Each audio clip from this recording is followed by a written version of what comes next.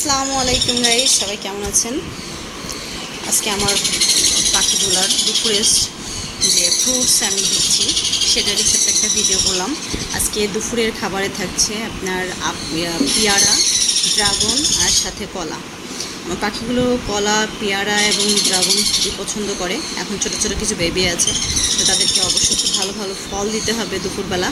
সকালে soft food, দুপুরে ফল, আর সবসময় শুকনো খাবার তো থাকবেই। যতটা ভালো খাবার এবং টেক কেয়ার আপনি করতে পারবেন আপনার পাখিকে, তত ভালো ও বেবিকেও কেয়ার করবে এবং ভালো ডিম বাচ্চা করবে। তো আলহামদুলিল্লাহ, আমার পাখিগুলো মাশাআল্লাহ ফল খেতে প্রচুর পছন্দ করে। তো আমিও চেষ্টা করি প্রত্যেক দিনই কিছু না কিছু ফল ওদেরকে প্রোভাইড করার জন্য। তো সবাই আমার পাখিগুলোর জন্য দোয়া করবেন। সবাই ভালো থাকবেন, সুস্থ থাকবেন। আল্লাহ হাফেজ।